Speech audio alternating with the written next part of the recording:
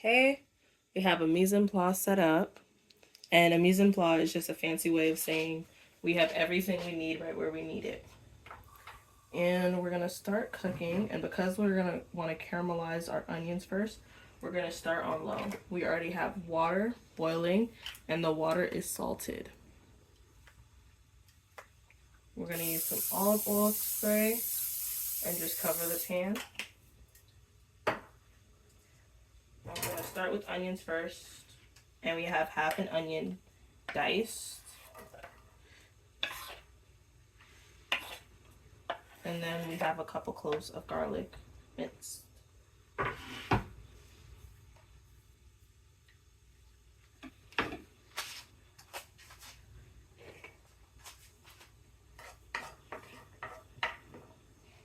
gonna bring this a little higher and let these cook down. These are gonna brown and just get a little bit golden. And then once they get golden, we're gonna add in the garlic. The pasta we're using today for the miso soup, the miso pasta, is gonna be the farfalle. We're only cooking for 2 people, so we're not gonna use the whole thing. We're just gonna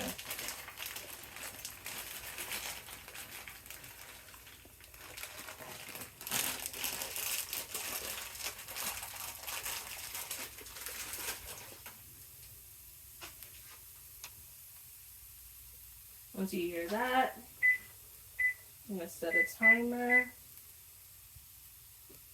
10 minutes on the pasta. Do a little bit more. And when I'm cooking onions, I always like to throw a little bit of smoked paprika, just so that the color starts early. You don't need too many ingredients for this, and you don't need too much experience to make this sauce, because the sauce is essentially a thin down cream cheese. And I don't like to use too many utensils when I'm cooking, but the only thing that we're gonna do is you're just gonna make sure that you stir the pasta occasionally.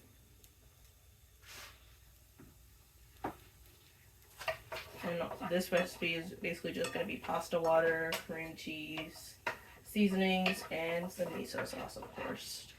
And then we're gonna put in some spinach for our veg. Turn this up a little bit more.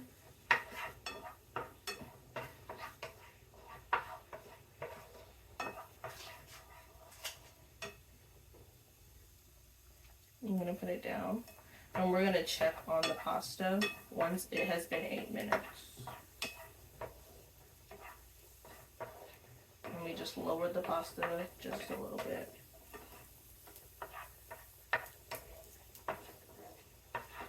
This is gonna be a quick 20-minute meal.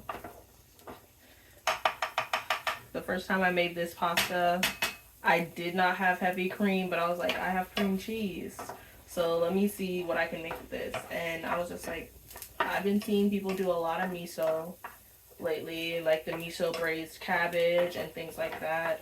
And I just wanted to figure out a way to incorporate miso in a way that I knew I would eat, because I do love the flavor of miso, and I love miso soup, you know, the most basic way to have it.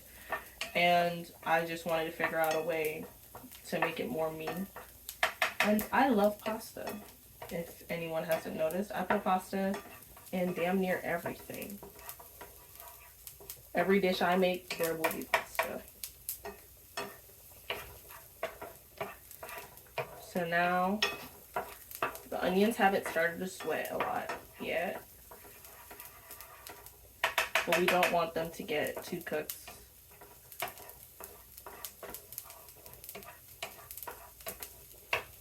So we're gonna turn it up just a tad. We're gonna do a little bit more olive oil.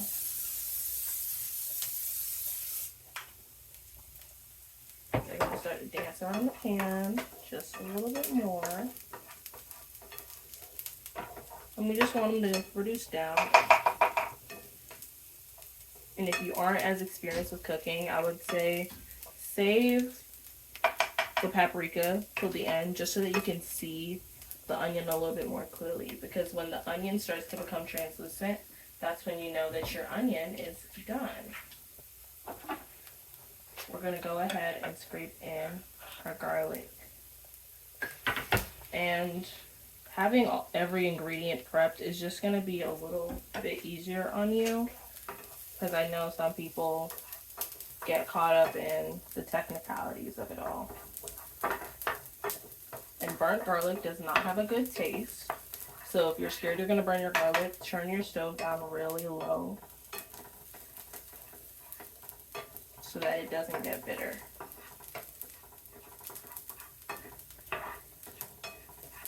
And all of this is just going to start becoming really, really aromatic. Now, when I started making this, it really was just designed as something that was going to come together really, really quick when I didn't have very much time. So if you're using a whole pack of pasta, use a whole block of cream cheese. I pulled this out to soften about an hour and a half ago. It's not a necessary step, but it does help this take a lot less long. We're going to use half of this cream cheese since we only use half the recipe. Don't forget to keep stirring.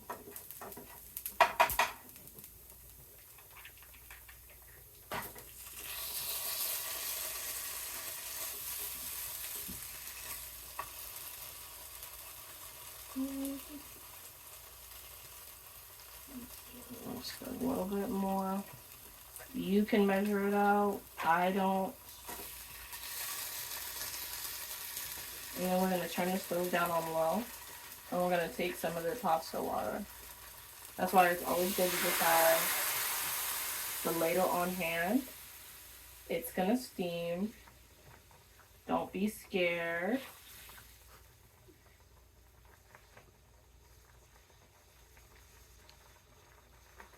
So now I've put 3 ladles in, and our pasta is halfway done.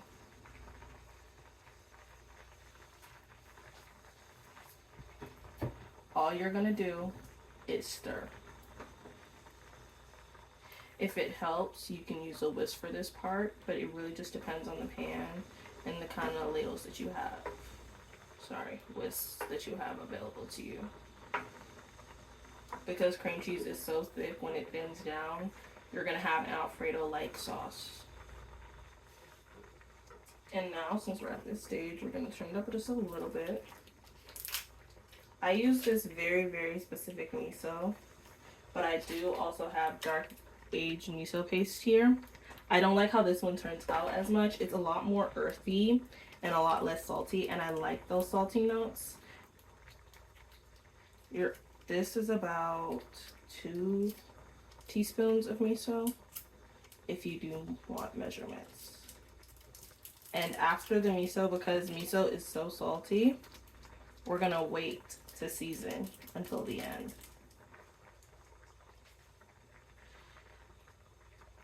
I'm gonna put this over here, and we're gonna break out the flat whisk, and we're just gonna start stirring.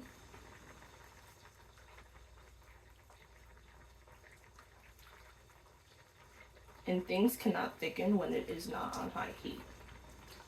Just in case you want to use like a roux in this and you just don't want to use that much cream cheese. This is just an easy, cheaper meal. Cream cheese is a lot cheaper than half and half, a lot cheaper than heavy cream, and you still get that creamy flavor that half and half and heavy cream are known for in an Alfredo or bechamel sauce. So it's a lot, and it's also a lot easier to control the texture of this. If you want it thicker, just add more cream cheese. But start with a small amount of water.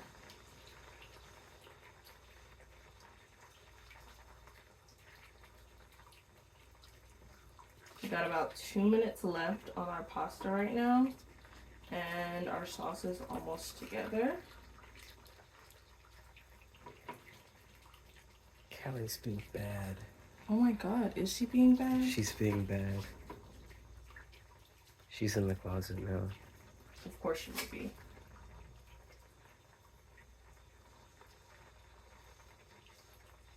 And you'll know you've done it right when you see that when the onions are floating to the top, they're browned.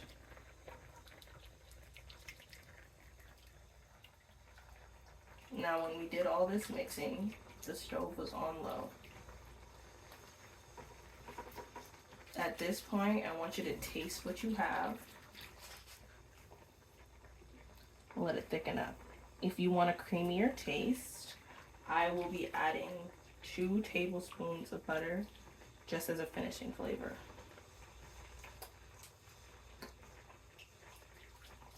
Yep, that's what I love to taste. We're gonna season with adobo. These seasonings are from Penzeys. We got them. There's a store in Carytown, and also this is just McCormick's grilled butter.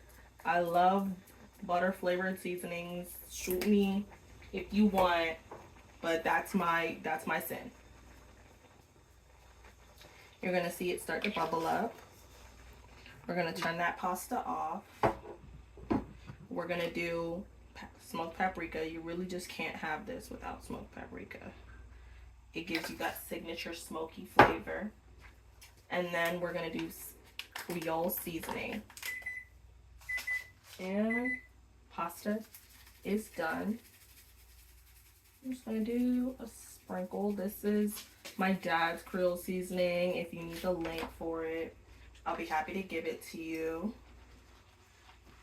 And just look at how that sauce has come together.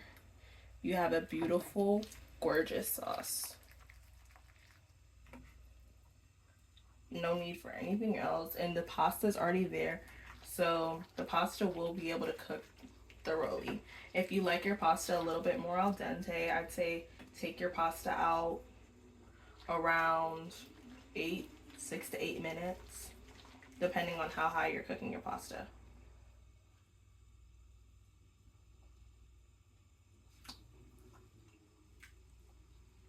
Yep, that's perfect. I like to add a little bit of maple syrup.